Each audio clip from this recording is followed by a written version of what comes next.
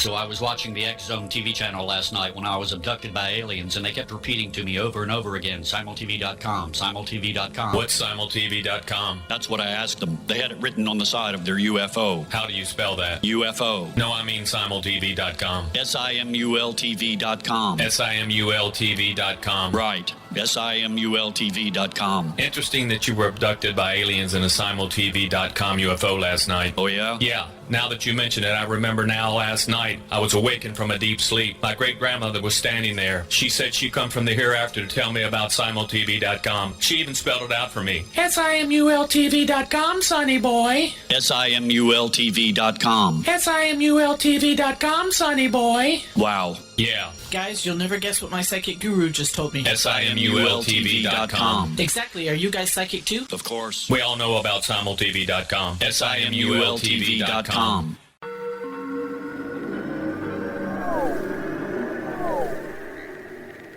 Roswell in the 21st century is a detailed re-examination of the Roswell UFO crash case. I have studied the evidence for more than 30 years, and I now put that evidence under a microscope in a cold case examination of the facts. These facts might not please everyone. They are based on my comprehensive investigation that took years to complete, but they do lead to the conclusion that whatever fell was not built on Earth. The Best of Project Blue Book is based on the 22-year-long investigation conducted by the Air Force. But the book goes far beyond that, bringing in evidence that was uncovered long after Project Blue Book was ordered terminated. Using facts that were unavailable to the Air Force investigators, I was able to prove that the Air Force manipulated the data and drew unrealistic conclusions about the UFO sightings reported to them. My different perspective shows there was more to Project Blue Book than even the Air Force knew. Both books are available at Amazon.com. Join Patty Conklin and Healing Within Radio each week. More than entertainment, Healing Within offers educational, useful tools for everyday life. Listen for help overcoming fear, anxiety, and depression. Patty knows about eliminating cancer, MS, dementia, Parkinson's, and a host of illnesses that we face every day. Life can be good. Life is good. All you need are simple tools to start changing your life. Start right now by visiting pattyconklin.com, PATTICONKLIN. No matter where you are in the world, you can work with Patty through Skype, phone, or in person, visiting one of her retreats in Georgia. Visit pattyconklin.com today or call our offices at 404-474-0086. That's pattyconklin.com or call 404-474-0086.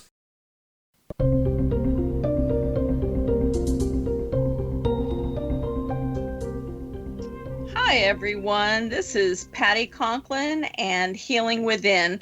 Thank you so much for being a part of the show today, listening in and just listening, offering insight. If you want to email, you're certainly more than welcome to email thoughts and questions to pattyconklin.com after you listen to the show.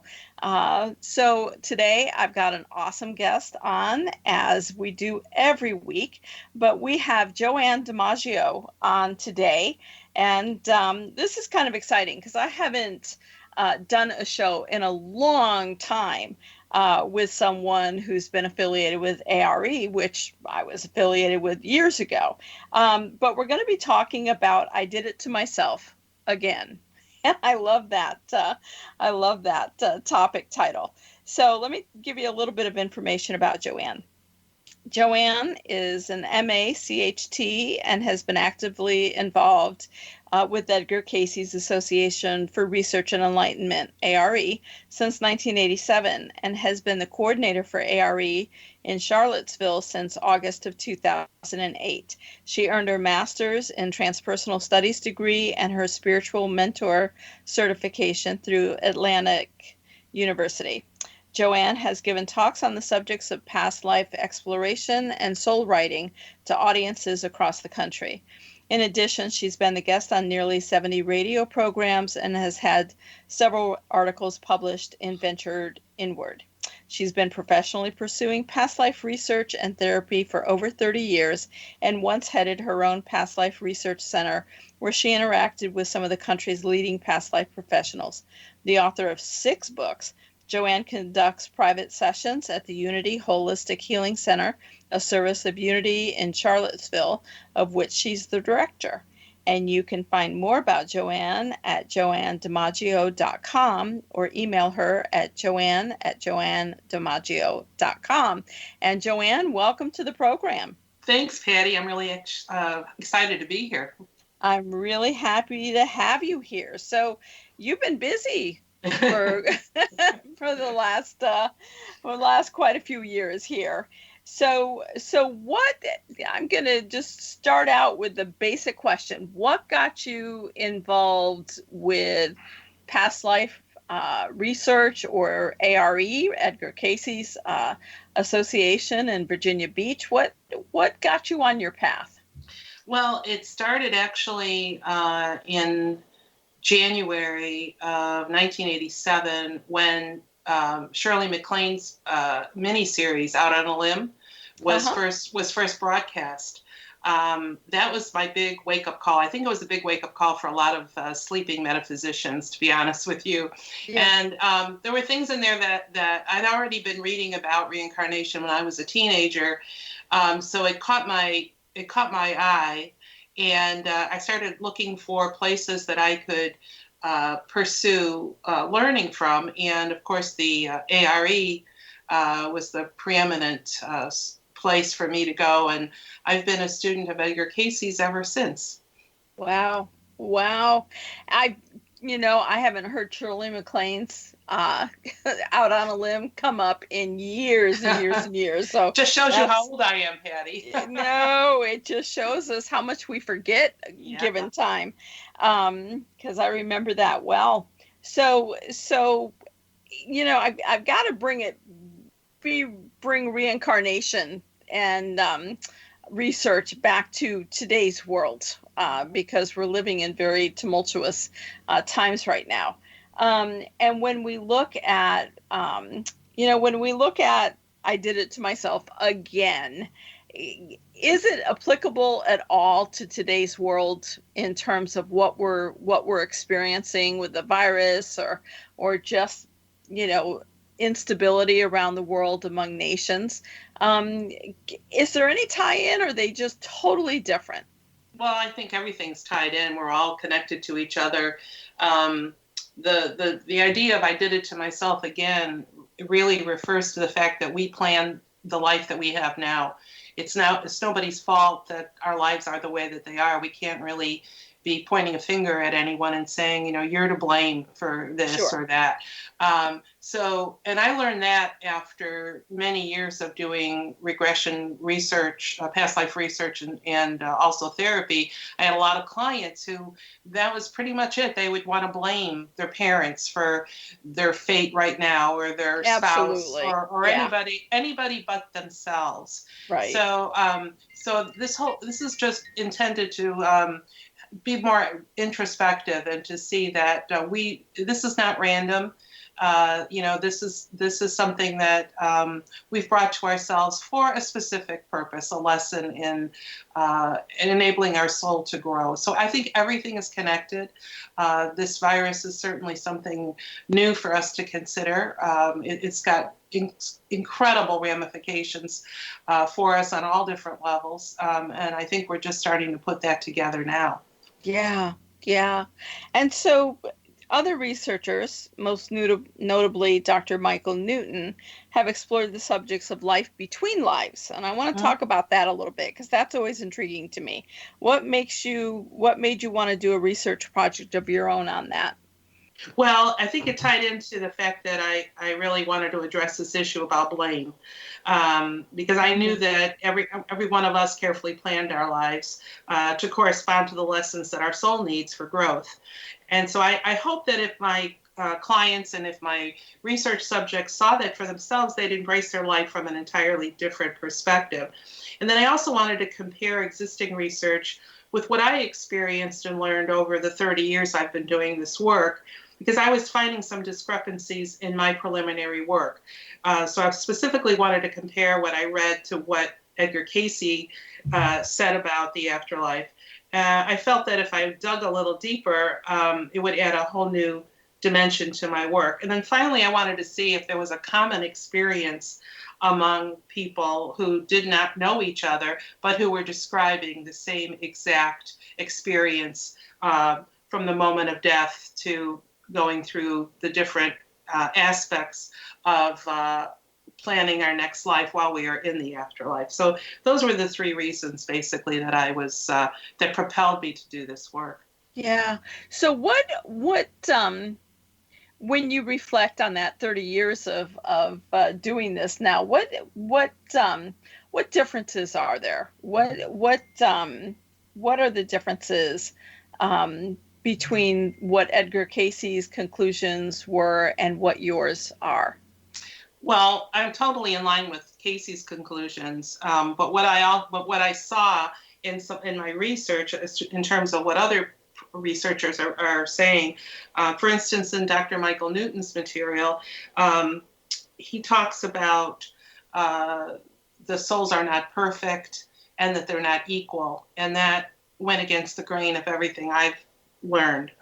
Right. And also talked about old souls versus new souls and souls on different tiers. And I also did not find that to be the case with my experience. I always say there is no such thing as an old soul. They're just slow learners. So. Okay. Haven't heard that. I mean, I'm not sure I buy into the old soul belief, but the slow learner, I had not heard that one before. But take a few minutes and kind of walk us through, because I'm sure we have lots of listeners. It's been a while since Edgar Cayce left us, even though ARE's been going strong through the years. But I'm sure there's a lot of people that really don't know Edgar Cayce and Edgar Cayce's work. So you got about 2 minutes here. Kind of give me a quick overview of Edgar Cayce for those who have never heard of him. Okay, well, prophet. Yeah. Well, Mr. Cayce was what I consider the most renowned psychic, mystic, whatever label you want to put on him, of the 20th century. And he went into a trance and did some 14,000 readings for people. Now, 12,000 of those readings were health readings, which is why he earned the distinction of being called the father of holistic medicine.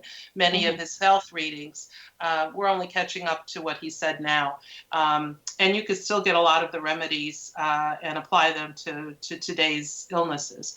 So that was the major thrust of his work. And then it shifted, and then 2,000 readings became life readings, in which he was telling people about their previous lifetimes, which came as a shock to him.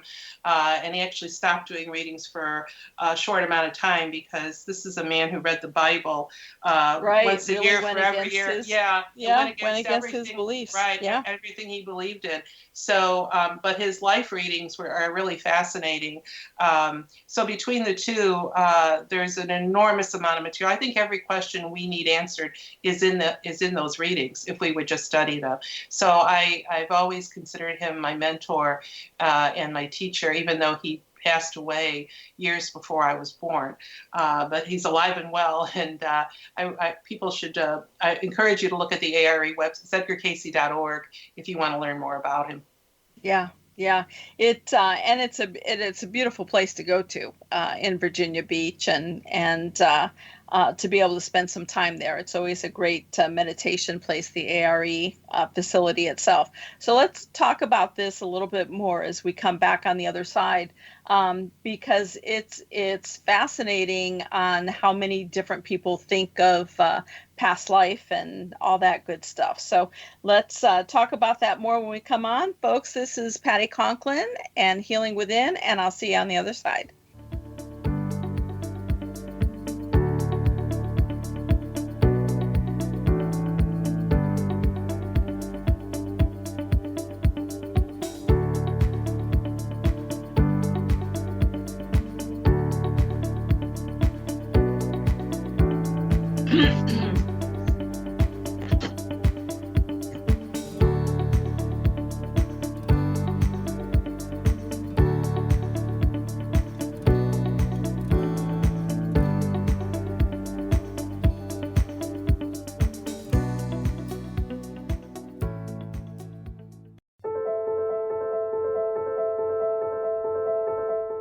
Are you looking for psychic services that empower as well as provide accurate information?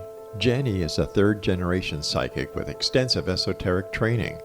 A practicing professional intuitive for over 30 years, her accuracy is astounding. While most psychics can read what will happen to you if you don't change directions, Jenny understands the future is subjective. While there is a river of time we all traverse, that river has many waves, eddies, currents, and tributaries from which to choose. With Jenny as your guide, you can explore the many possible outcomes in the river of time and navigate your course to the one of your liking. Take control of your future. Book your life-changing session with Jenny today at www.gen-e.net. That's www.gen-e.net.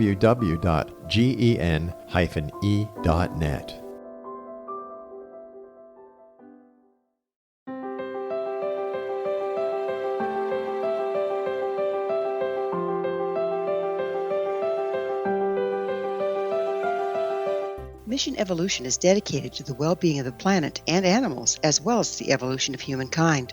One major factor threatening all three is increasing toxicity. Heavy metals and other environmental toxins are poisoning our bodies, deteriorating our brains, blocking our spiritual connection, and shortening our lives. Yet these poisons are extremely difficult to remove. I'm Gwilda Wiyaka, and I recently became aware of a product created from the marriage of nature and nanotechnology called Vitality. It's formulated from zoolite, whose crystalline structure binds toxins, gently carrying them out of the body. The light is only as clear as the window through which it shines. Clear your body, shine your light into the world. Visit vitalityhappens.com for a 20% discount. Enter code PATHHOME.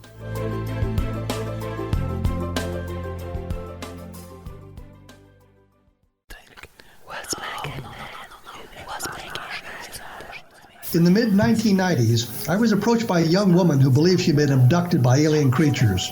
In conversations, I began a journey that took me not into the world of interstellar travel, but back through time into past lives. Under hypnotic regression administered by a professional rather than describing abduction, Jenny, as she is called, begins to tell a tale of horror in 19th century London. Her unbelievable past life seems to connect with Jack the Ripper and other monsters of the past. Throughout the session, Jenny provides a rich detail of her past lives that links some of the most horrific killers in history to one another. Using the resources of a university library in the pre-internet's day, I was able to verify some of Jenny's claims. She has knowledge that wasn't readily available to a suburban housewife. Does this prove the reality of her tales? Conversations attempts to answer that and other provocative questions. Conversations is available at Amazon.com.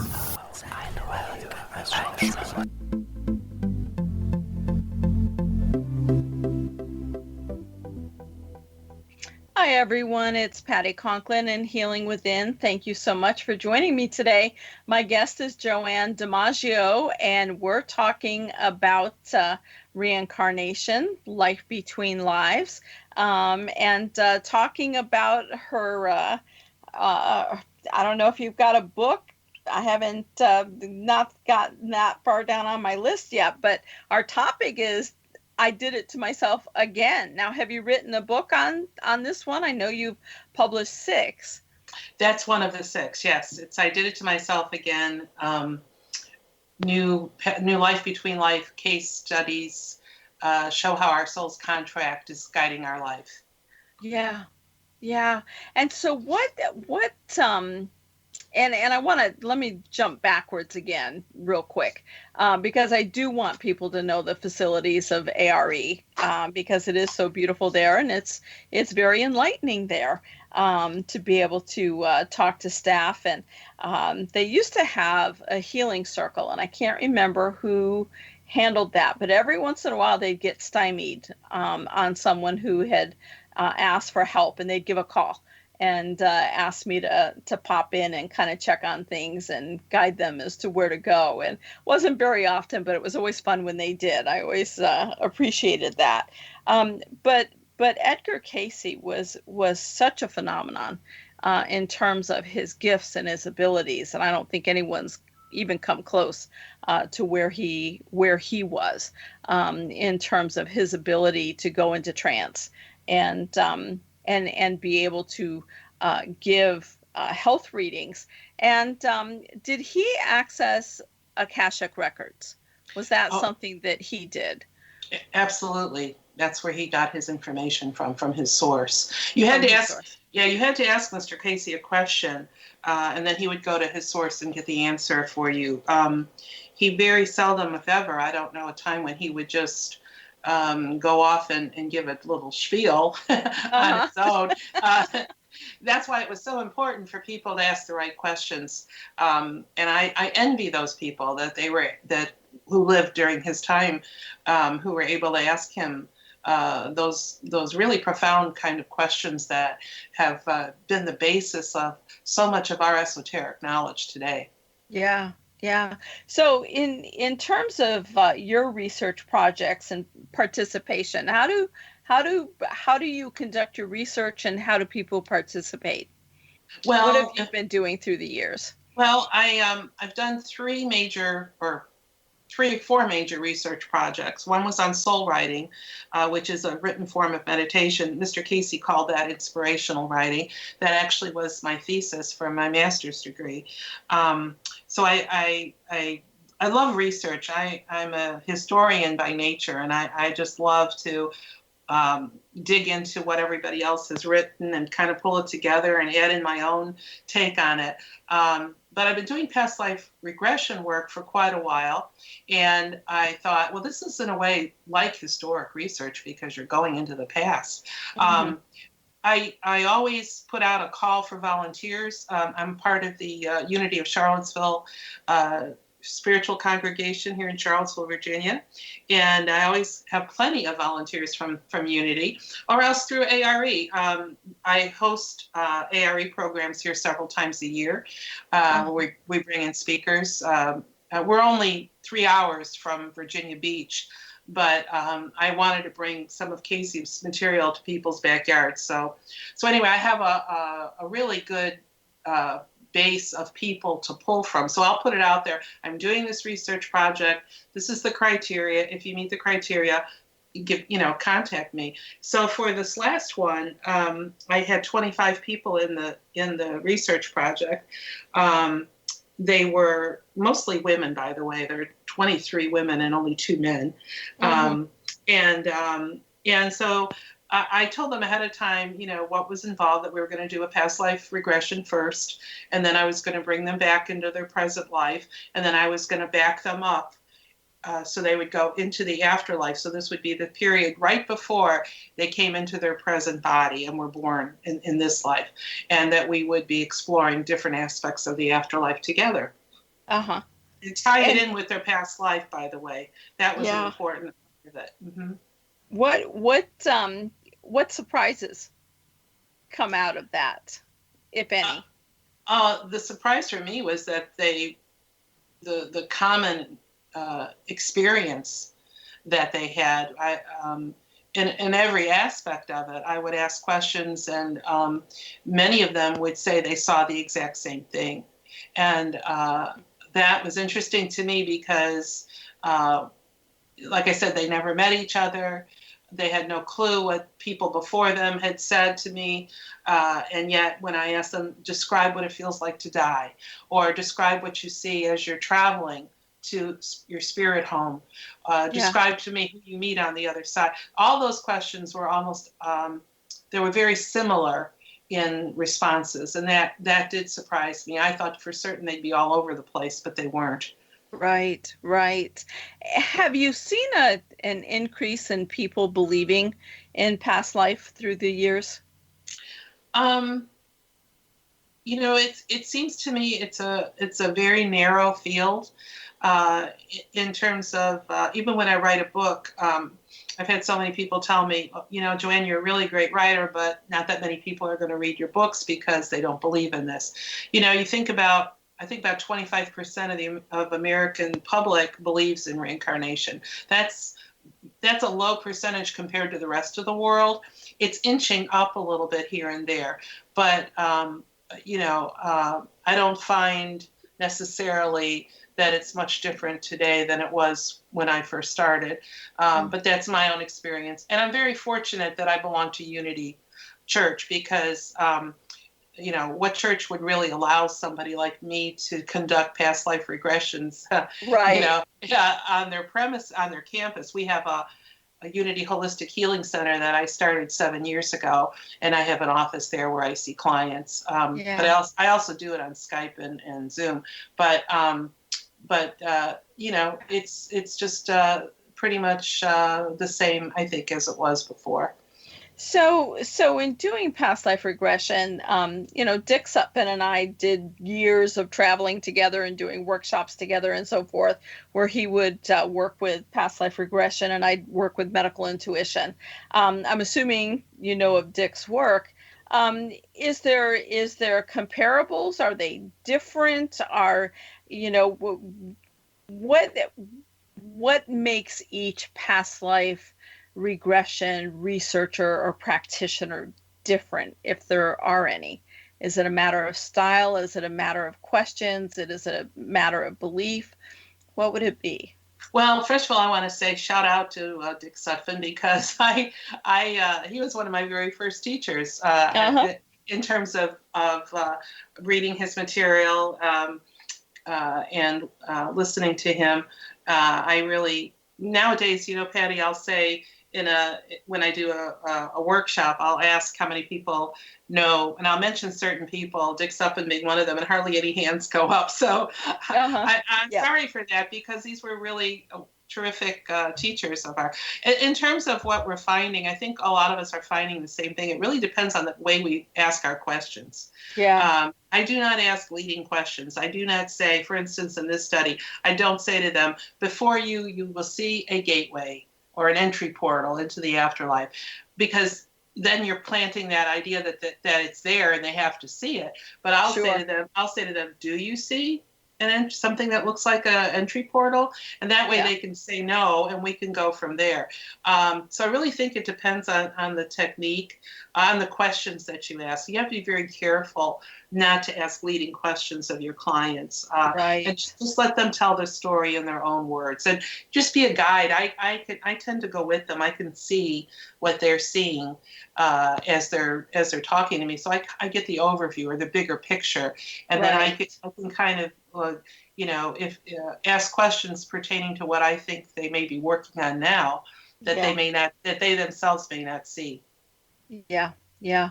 I think that, one of the things that Richard and I did for years was we attempted to regress me. And all I ever saw was floating above the earth before there were people. And that was it. That was it. Didn't matter what we attempted to do. But, up until my 20s, I really didn't believe in past life regression. And I'll tell you real quick before we go to break. When my son Daniel was born, he was 13 months old and he was already pre-verbal. So he was already speaking in full sentences. Wow. And he was cleaning off the table. And I looked at him and I said, a table looks really clean. And he laid the sponge down and he's like, but my other mommy always used to let me clean the table. And I looked at him and I said, what other mommy? And he said, it took God. He laid down the sponge. He said, obviously, I need to explain something to you. It took God a while to get you and Daddy ready for me. It took us 5 years to conceive. So he gave me another mommy and Daddy to live with. And I can still remember her hugs. And I said, what happened? He said, I got hit by a car. You were ready for me. It didn't hurt. But I got hit by a car because you were ready for me. And I had to start rethinking past life regression. So with that, we'll take it to the other side. But I've heard that children that are verbal very young can talk about those memories. So let's talk about that when we come back.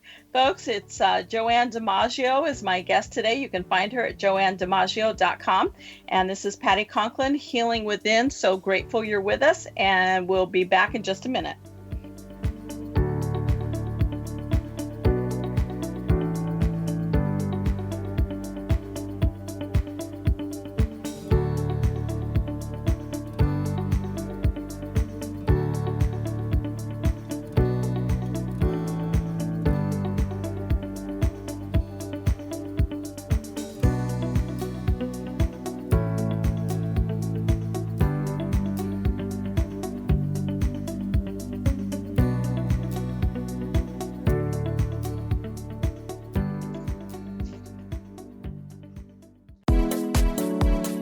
How would your life change if you could develop the business and personal skills that you need in order to make more money? Do you want to learn how to achieve your big life goals faster?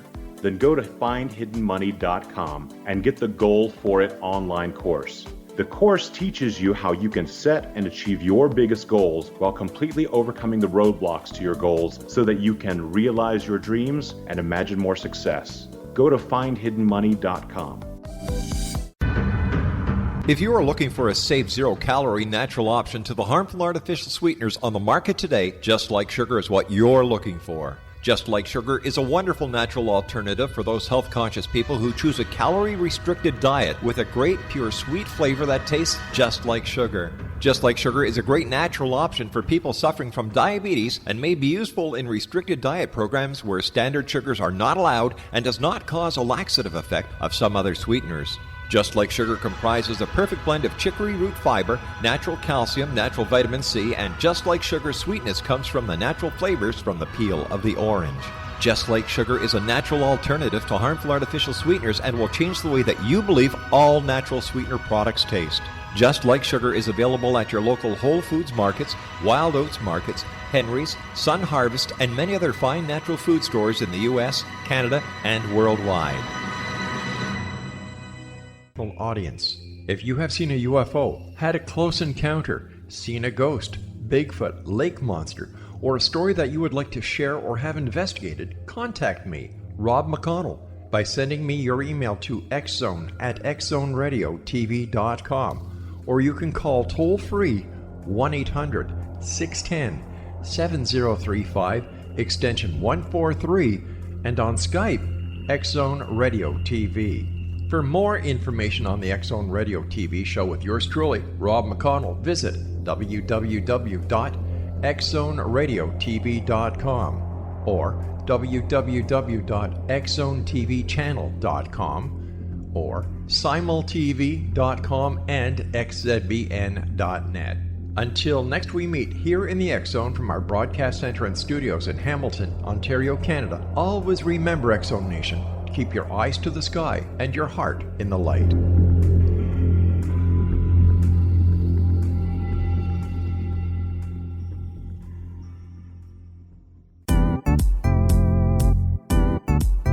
Memorable dynamic presentations are a not-so-secret weapon in the business world. Do you have a powerful message that must be shared, but you haven't found a way to deliver that message? Do you want to be known as a top public speaker who gets amazing results? Are you ready to create and deliver your powerful message? Thomas Hides can help you create and deliver your speech to get the results you desire. Visit iconquality.com.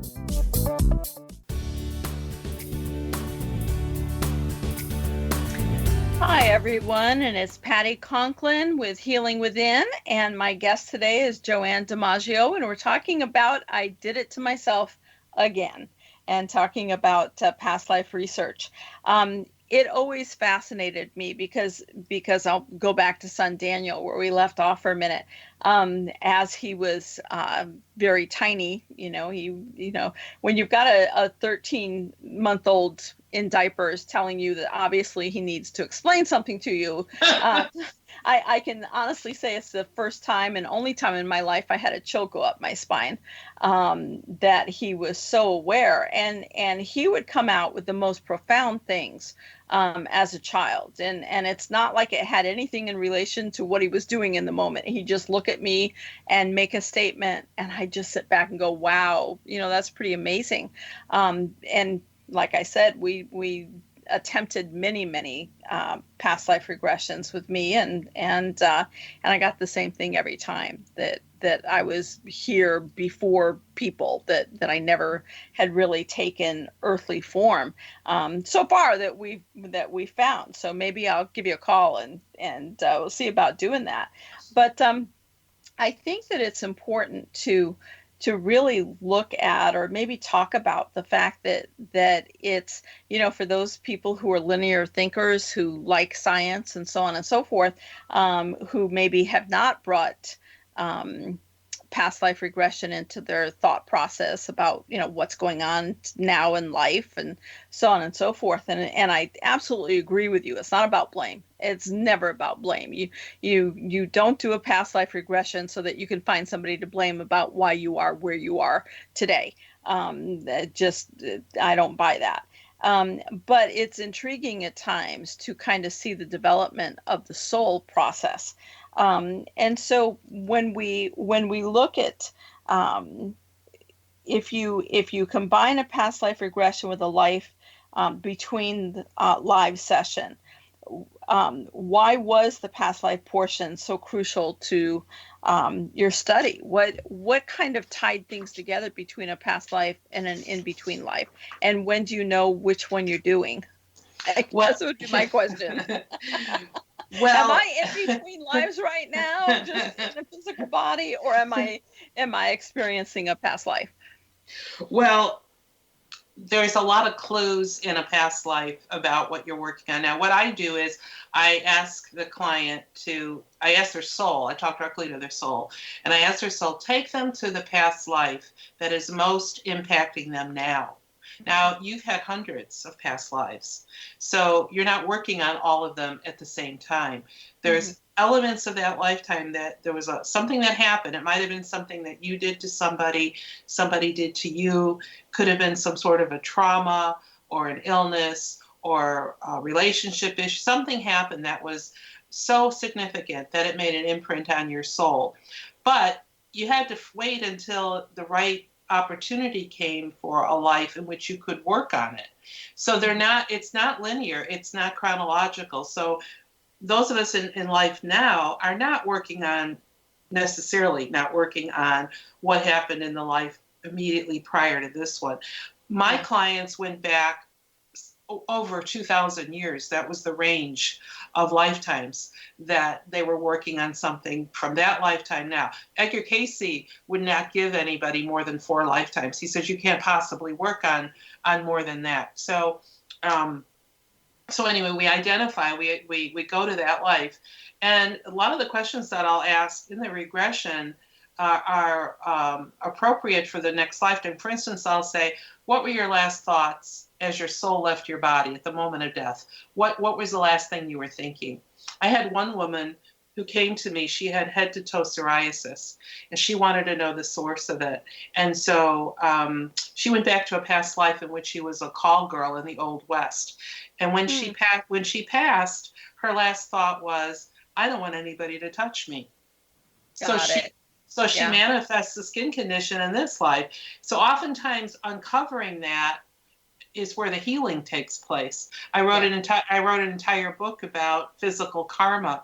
It was called Karma Can Be a Real Pain. And I had people coming in, and that was another one of my research projects of looking at a chronic illness that they had and whether its origins were in a prior lifetime. And that was absolutely fascinating. So we set this up, and sometimes we identify our soul family, people who were with us in that lifetime. We select our parents. They could have been in that lifetime. And everything is so beautifully orchestrated, and that it makes total sense. It's a very logical explanation as to why your life is today. But everything was rooted in whatever issues. So we look at your karmic issues, things that you did not resolve from that lifetime. And then we look at your karmic attributes. These are things that you completed that are in your positive karmic bank account as to all the things that you ended up bringing in with you. And then you sit in front of your council of elders and they go over it, just the way a guidance counselor at school would go over your future curriculum. And they'll look and go, oh, you didn't quite finish your lesson on responsibility. We'll have to bring that in to this other lifetime. And then you design your life around those unresolved karmic issues. And you can choose as to whether or not that's a positive experience or a not so positive experience, right? I mean, the lesson may need to be learned, but it doesn't have to be learned in a negative. I've got 2 7-year-old grandsons, and one is seemingly taking after me. But he came out the other day and he just said, Oma, why does God want us to suffer? And I looked at him and I said, what makes you think God wants us to suffer? And he's like, well, it's how we grow, right?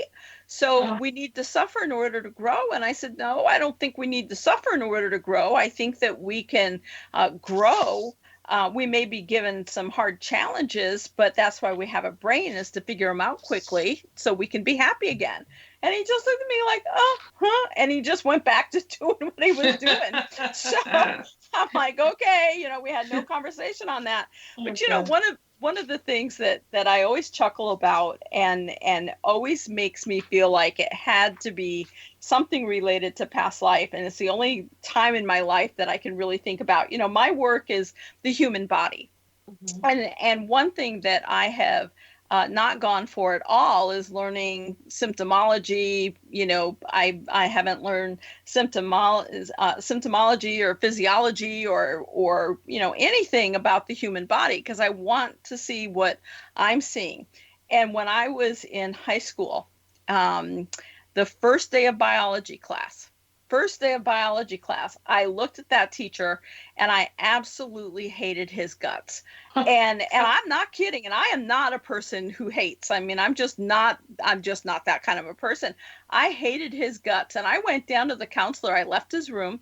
I went down to my counselor and I said, I am not taking that class. I absolutely refuse to be in that class with that person. And he was the only biology teacher. And shortly after I got to the counselor office, he came down and said, I absolutely refuse to have her in my class. Whoa. It's just, I never took biology. Really? I never took biology. He was the only teacher. I absolutely refused. I hated him on site. I couldn't bear the thought of sitting there. And he felt as strongly. And so I graduated without biology. And I think it's intriguing that my whole work and life has been the human body and so on. And yet I never was taught biology. And I've always said that I felt like I was meant to work the way that I saw, not the way that I was taught. And so I've never been taught.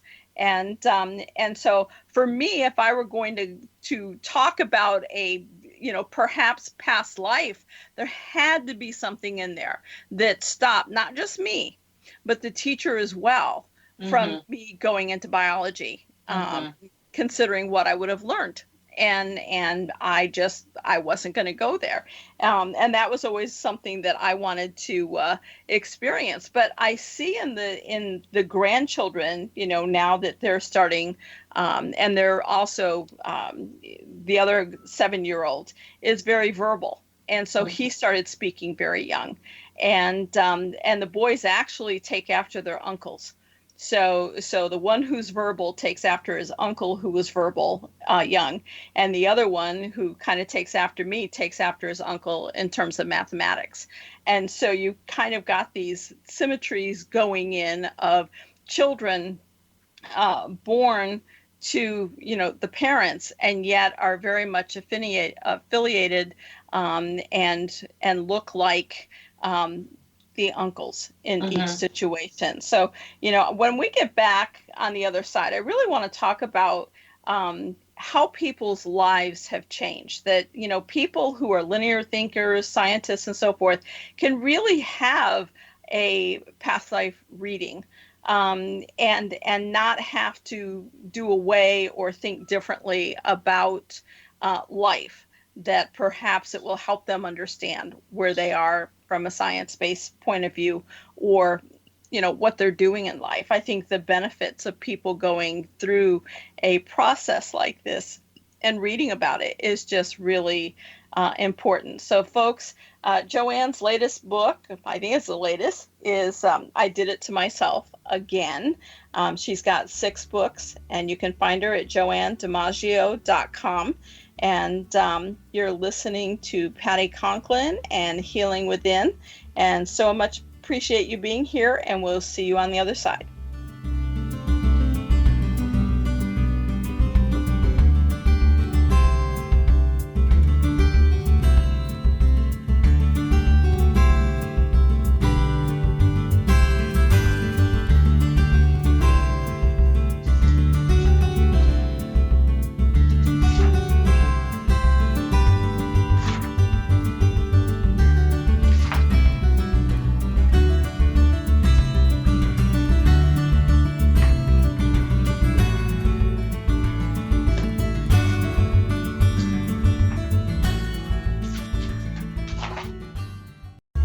watching the X Zone TV channel last night when I was abducted by aliens, and they kept repeating to me over and over again, simultv.com, simultv.com. What's simultv.com? That's what I asked them. They had it written on the side of their UFO. How do you spell that? UFO. No, I mean simultv.com. simultv.com. simultv.com. Right. simultv.com. Interesting that you were abducted by aliens in a simultv.com UFO last night. Oh, yeah? Yeah. Now that you mention it, I remember now last night I was awakened from a deep sleep. My great-grandmother was standing there. She said she come from the hereafter to tell me about simultv.com. She even spelled it out for me. simultv.com, sonny boy. simultv.com. simultv.com, sonny boy. Wow. Yeah. Guys, you'll never guess what my psychic guru just told me. simultv.com. Exactly. Are you guys psychic too? Of course. We all know about simultv.com. simultv.com. What's making? In the mid-1990s, I was approached by a young woman who believed she'd been abducted by alien creatures. In conversations, I began a journey that took me not into the world of interstellar travel, but back through time into past lives. Under hypnotic regression administered by a professional rather than describing abduction, Jenny, as she is called, begins to tell a tale of horror in 19th century London. Her unbelievable past life seems to connect with Jack the Ripper and other monsters of the past. Throughout the session, Jenny provides a rich detail of her past lives that links some of the most horrific killers in history to one another. Using the resources of a university library in the pre-internet's day, I was able to verify some of Jenny's claims. She has knowledge that wasn't readily available to a suburban housewife. Does this prove the reality of her tales? Conversations attempts to answer that and other provocative questions. Conversations is available at Amazon.com.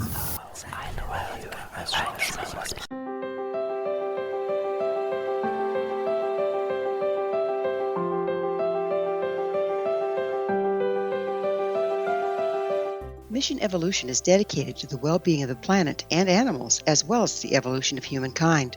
One major factor threatening all three is increasing toxicity. Heavy metals and other environmental toxins are poisoning our bodies, deteriorating our brains, blocking our spiritual connection, and shortening our lives. Yet these poisons are extremely difficult to remove. I'm Gwilda Wiyaka, and I recently became aware of a product created from the marriage of nature and nanotechnology called Vitality. It's formulated from zoolite, whose crystalline structure binds toxins, gently carrying them out of the body. The light is only as clear as the window through which it shines. Clear your body, shine your light into the world. Visit vitalityhappens.com for a 20% discount. Enter code PATHHOME.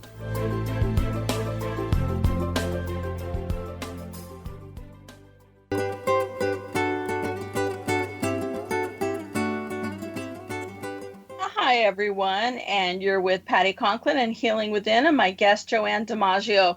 Joanne, is there any rhyme or reason or any continuity about what people say when they die? You know, what happens to them when they die? Actually, there was quite a bit of the same kind of description of the experience of dying and what the afterlife looked like. And that, was it predicated at all on their belief system, on their religious belief or spiritual beliefs? No, you know, it was interesting. Nobody had any correlation between their religious beliefs and what happened. As a matter of fact, that never even came up, which wow. Some people have asked me about that, and I was surprised. But I'm surprised. Yeah. Tell me about it. Well, they did, you know, the only time they mentioned God or Jesus or Moses or a guardian angel or Mary Magdalene was when they were describing their council of elders. Now, Dr. Michael Newton said in his study, never once did anybody bring up a biblical character. I had them all the time, because I would ask them, how many do you see on the Council of Elders? And they'd say anywhere from 5 to 20. And then I'd say, can you identify them? And then that's when it would come up where they would say, well, Jesus is there and Moses is there, or my guardian angel, you know, they'd name like Raphael or Michael or some angel. Mary Magdalene was there. So that was the only time that came up. They mentioned going into the Council of Elders when they were describing what that chamber looked like.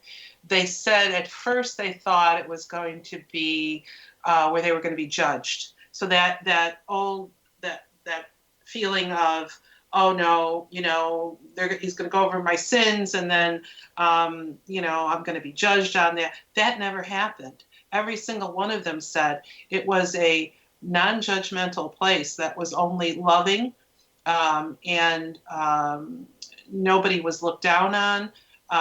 Nobody had their finger, shake in their face.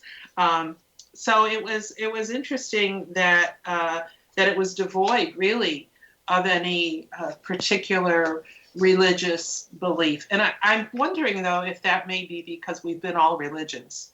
Our souls have experienced various religions throughout our many lifetimes, and so that becomes sort of a non-issue, because as souls, we're all equal. We're all spiritual beings, inhabiting physical bodies when we're on the earth. And so that aspect of it doesn't necessarily carry over.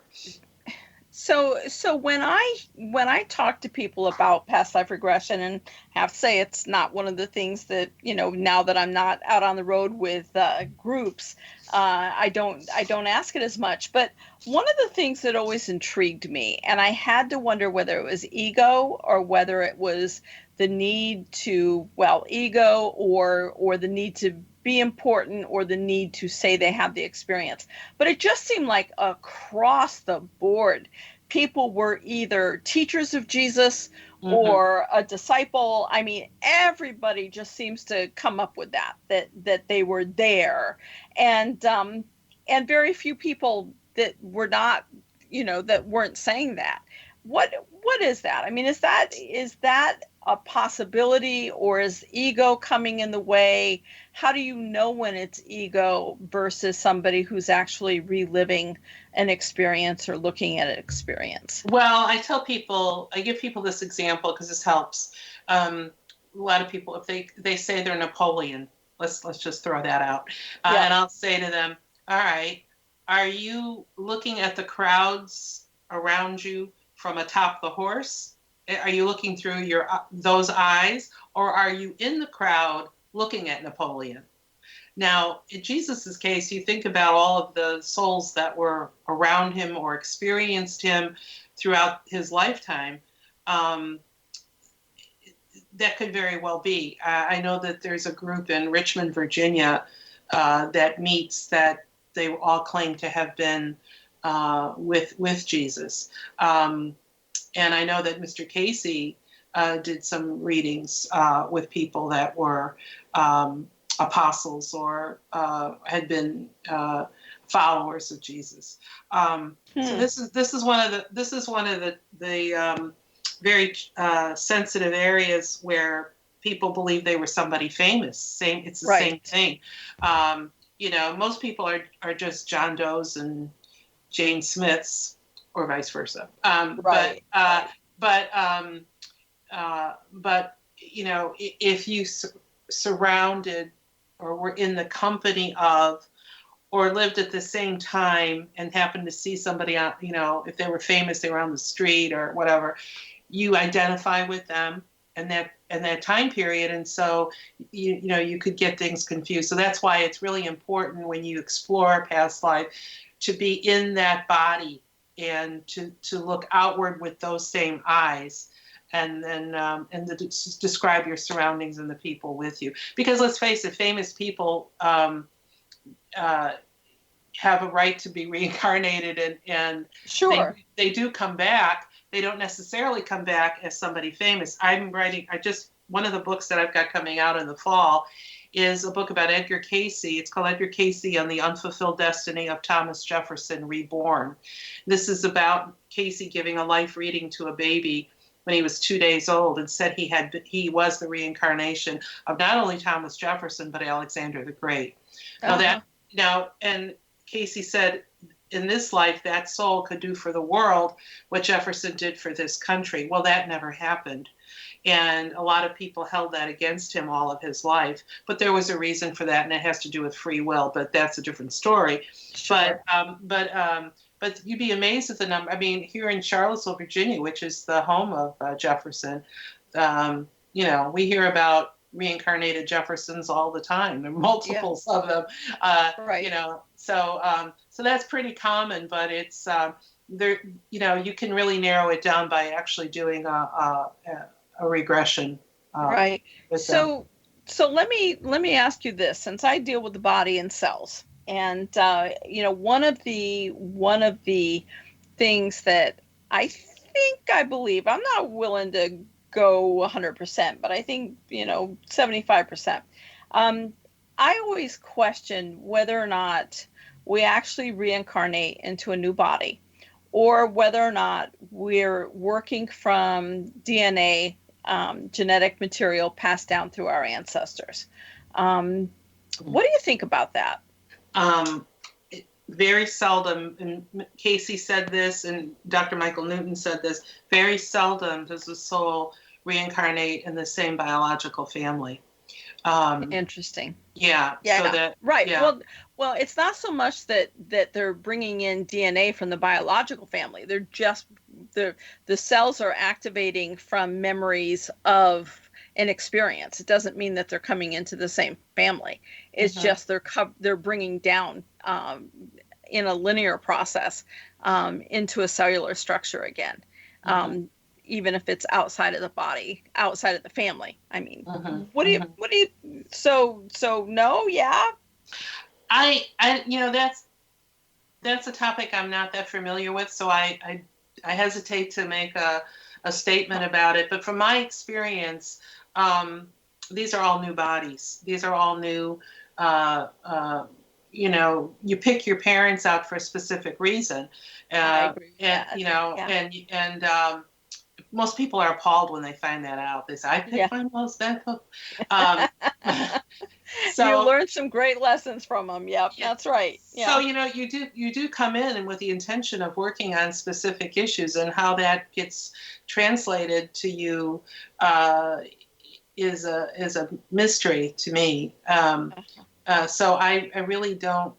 When it comes to cellular memory and things like that, I leave that to my more left brain associates, because that's not the way I have a hard time processing that. Yeah. I'd love to sit down and talk to you sometime about that, because that's where my left brain goes versus the reincarnation of, but I definitely believe the souls choose the parents. I look at the two 7-year-olds who were born 52 days apart by my two biological sons and their wives. And I laugh and just say neither family was prepared for twins. And so they had to be divided up, given one to each family. And ironically, when the boys found out they were each having sons, they moved to the same area so that they could raise the boys together in the same town, so that they have contact every day.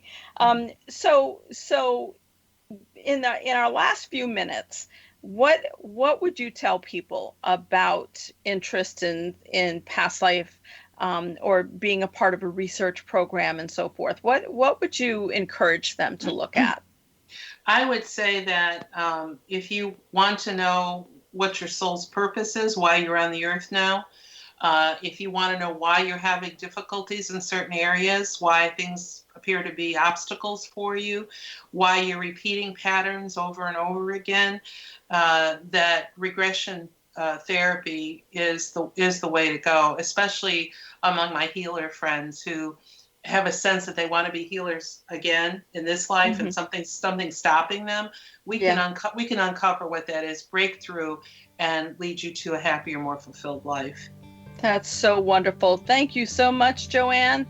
JoanneDiMaggio.com, folks, and Patty Conklin, Healing Within. Thank you so much for being here today. We'll see you again soon.